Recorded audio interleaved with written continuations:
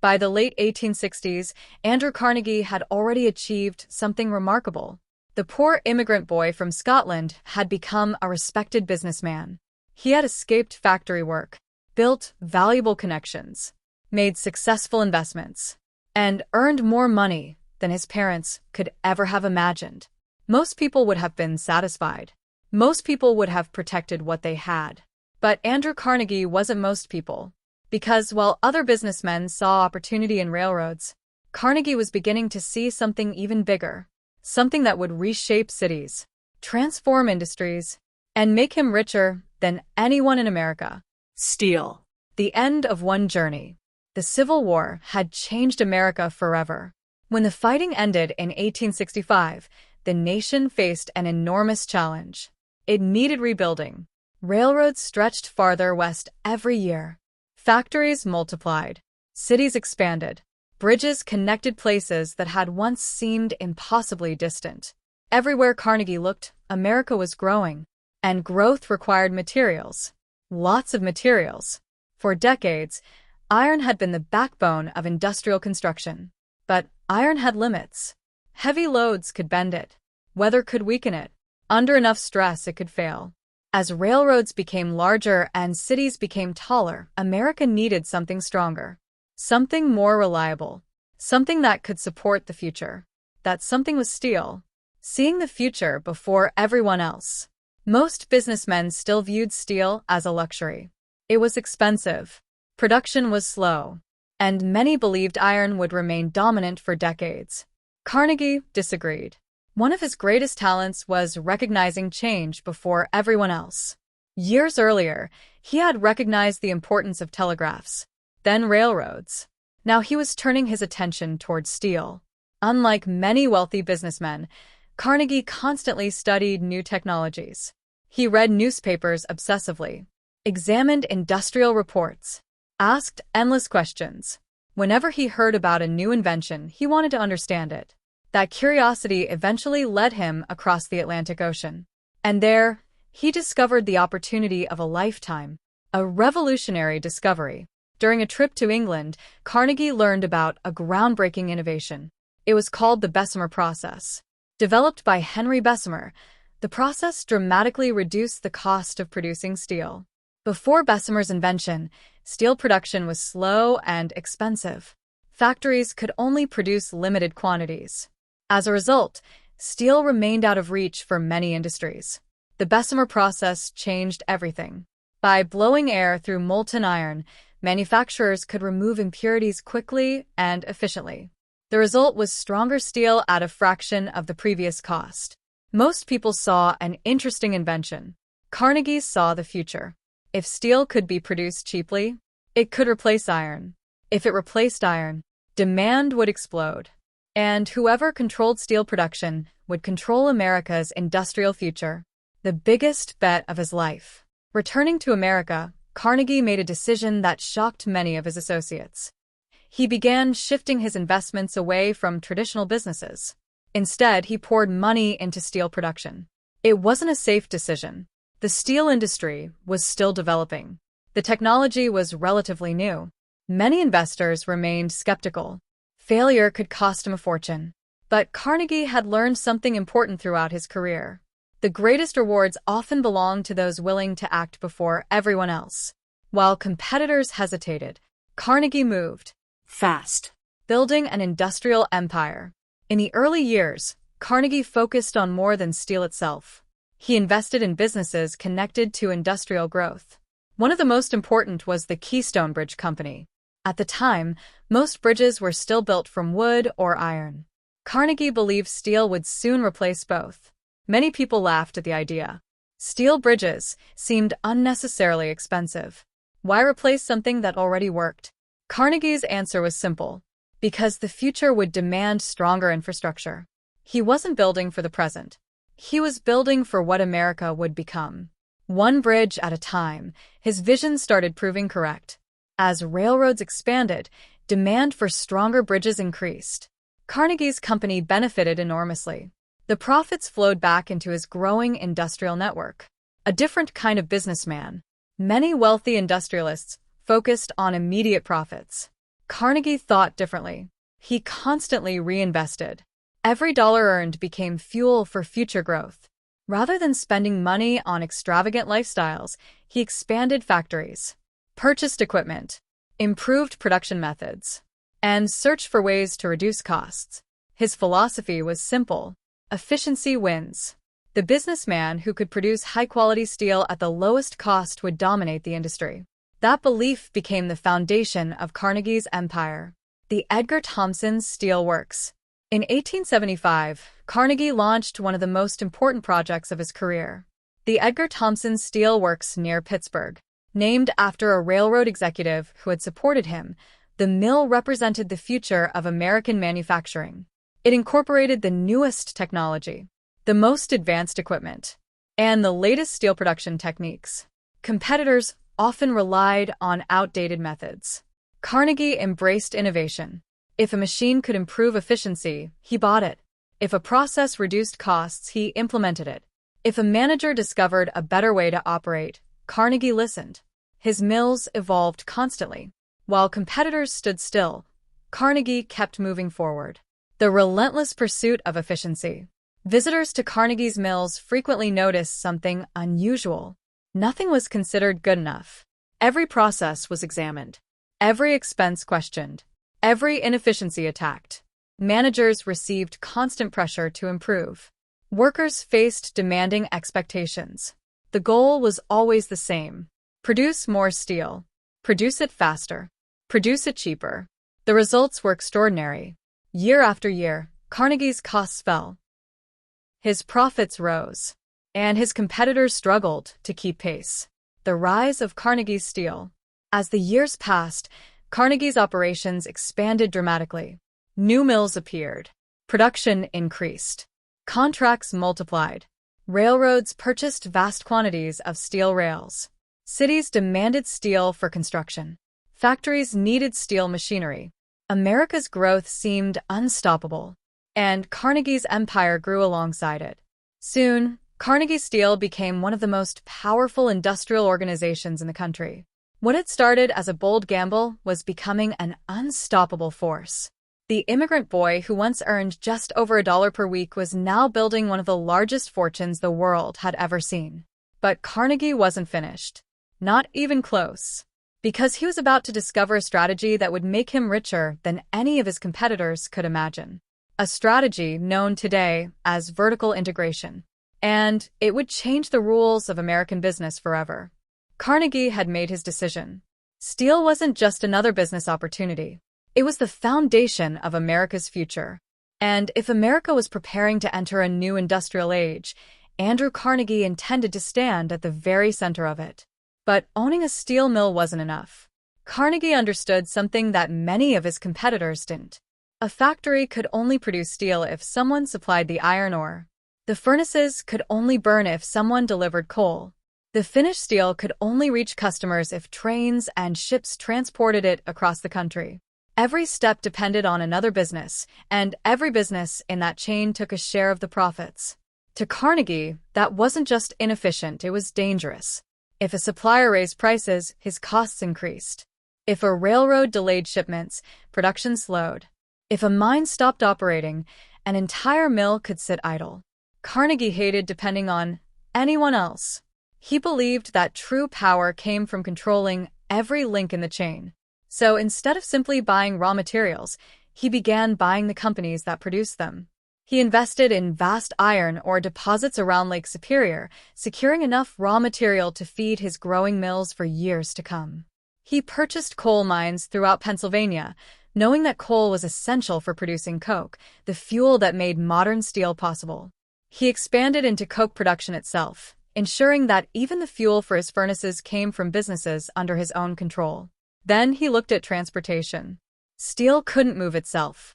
Thousands of tons of iron ore had to travel across the Great Lakes before reaching Pittsburgh.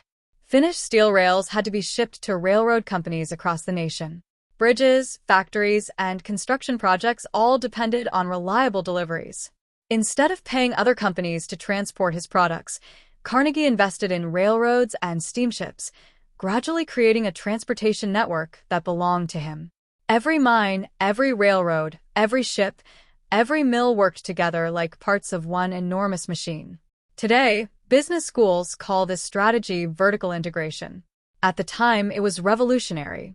While competitors paid middlemen at every stage of production, Carnegie kept nearly every dollar inside his own empire. His costs dropped dramatically.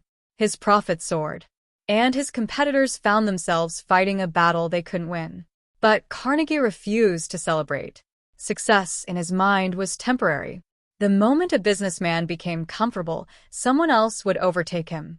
So while rival companies proudly showed visitors factories that hadn't changed in years, Carnegie's mills were constantly evolving. He became obsessed with improvement. Whenever a new machine appeared anywhere in the world, he wanted to know about it. Whenever an engineer claimed to have discovered a faster production method, Carnegie demanded reports. Whenever another steel company introduced better equipment, he didn't dismiss the idea because it belonged to a competitor. He adopted it. If someone has found a better way, he believed, then we should be using it too. This willingness to embrace change separated him from nearly every industrialist of his generation. Many businessmen spent years trying to recover the cost of old machinery before replacing it. Carnegie saw things differently. Old equipment wasn't an asset. It was a liability. If replacing an expensive machine today meant producing steel more efficiently tomorrow, he considered the decision obvious. His factories became laboratories of constant innovation. Nothing remained unchanged for long. Every process was measured. Every expense examined. Every delay investigated. Managers knew that Carnegie expected improvement every single year. If production increased, they were rewarded. If efficiency declined, they were expected to explain why. The pressure was relentless. Yet the results spoke for themselves. By the early 1880s, Carnegie Steel had become one of the most efficient manufacturing operations in the world. Competitors struggled to understand how his company could sell steel at prices they couldn't match while still making enormous profits. The answer wasn't luck. It wasn't cheaper labor alone. It wasn't a single invention. It was the combination of hundreds of small improvements, each making the company just a little faster, a little cheaper, and a little stronger than the day before. That philosophy transformed Carnegie Steel into an industrial powerhouse. As America expanded westward, railroad companies ordered millions of tons of steel rails. Every new bridge required stronger beams than iron could provide. Cities reaching toward the sky demanded steel frames capable of supporting buildings unlike anything the world had ever seen. The Industrial Revolution was accelerating. Factories multiplied. Railroads stretched across the continent. Entire cities seemed to appear almost overnight. And almost everywhere Americans looked, they found Carnegie Steel. His company wasn't simply benefiting from America's growth. It was making that growth possible. By now, Andrew Carnegie had become one of the wealthiest businessmen in the United States. Newspapers followed his every move. Young entrepreneurs admired him. Investors wanted to imitate him. To many Americans, he represented the very definition of the American dream. A poor immigrant boy from Scotland had arrived with almost nothing and, through intelligence, discipline, and relentless ambition, had built one of the greatest industrial empires the nation had ever seen. But behind the headlines celebrating Carnegie's success, another story was unfolding. Inside the mills, thousands of workers labored under conditions that few outsiders ever witnessed. The heat was almost unbearable. Towering furnaces glowed day and night, pouring rivers of molten steel through the factory floors. Sparks flew through the air like fireworks. Massive machines shook the buildings with every movement. The noise never stopped. Workers endured 12-hour shifts surrounded by fire, smoke, and steel. Accidents were common. A single mistake could change a man's life forever. Burns, broken bones, lost limbs, sometimes death.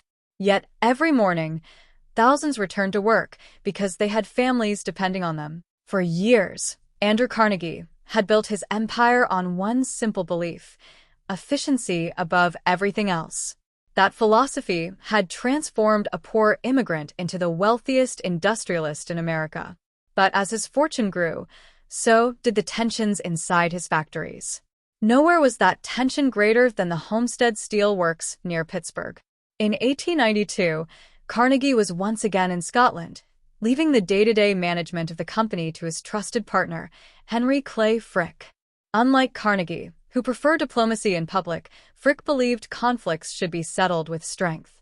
When negotiations with the workers' union collapsed, Frick locked the workers out of the mill and surrounded it with fences topped with barbed wire.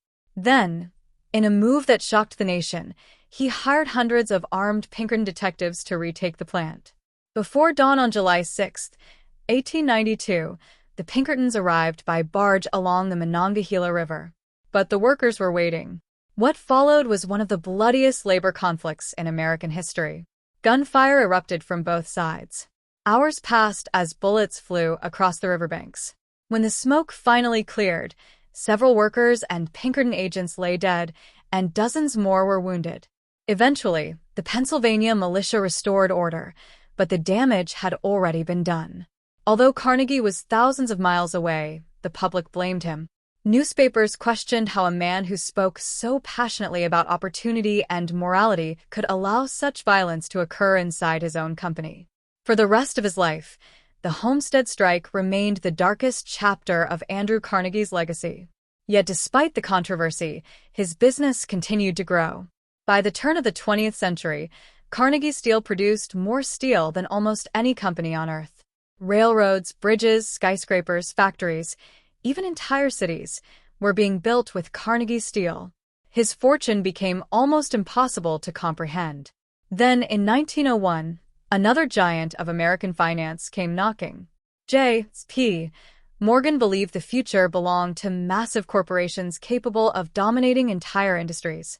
He wanted to combine Carnegie Steel with several other companies into one enormous enterprise. When Morgan asked Carnegie what it would take to buy his company, Carnegie quietly wrote a single number on a piece of paper: $480 million. Morgan looked at the number, paused for a moment, and simply replied, "I accept." It became the largest business transaction the world had ever seen. The new company was called U.S. Steel, the first corporation in history valued at more than $1 billion. At 65 years old, Andrew Carnegie retired as the richest man in the world. Most people would have spent the rest of their lives enjoying unimaginable luxury. Carnegie had different plans. Years earlier, he had written an essay called The Gospel of Wealth. In it, he argued that the wealthy had a moral obligation to use their fortunes for the benefit of society. His most famous line became one of history's greatest statements about money: "The man who dies rich dies disgraced." Unlike many wealthy individuals who promised to give someday, Carnegie acted. He began donating his fortune on a scale the world had never seen. He funded more than 2,500 public libraries across the United States, Britain, Canada, and other countries, believing that knowledge, not charity, gave people the greatest chance to improve their lives. He established universities, museums, scientific institutions, scholarships, pension funds for teachers, peace foundations, and cultural landmarks like Carnegie Hall in New York City. By the end of his life, he had given away nearly 90% of his fortune, hundreds of millions of dollars at a time, when such wealth was almost unimaginable. On August 11, 1919, Andrew Carnegie died at the age of 83. He left behind only a small fraction of the fortune he had once controlled. Yet his legacy continues to shape the modern world. Millions of people have borrowed books from Carnegie libraries. Countless students have studied at institutions he helped create. Scientists, musicians, educators, and researchers have benefited from foundations established with his wealth. But history still debates the man himself. Was Andrew Carnegie a ruthless capitalist who demanded efficiency at any cost? Or was he a visionary immigrant who helped build modern America and then dedicated his fortune to improving the lives of others? Perhaps he was both. Because history is rarely written in black and white. It is written in contradictions. Andrew Carnegie built one of the greatest industrial empires the world had ever seen. His factories helped construct the bridges that connected America, the railroads that united a continent, and the skyscrapers that transformed city skylines. But they also remind us of the human cost that often accompanied rapid industrial progress. His story is more than the story of wealth. It is the story of ambition without limits, innovation without fear, failure, sacrifice, controversy, and ultimately legacy. The poor Scottish immigrant who arrived in America with almost nothing didn't just become one of the richest men in history. He helped build a nation. And more than a century later, the steel may have aged, the mills may have fallen silent, but the impact of Andrew Carnegie can still be found in the libraries we read in, the institutions that educate us, and the cities that continue to stand on the foundations he helped forge. Because in the end, Andrew Carnegie didn't just leave behind a fortune.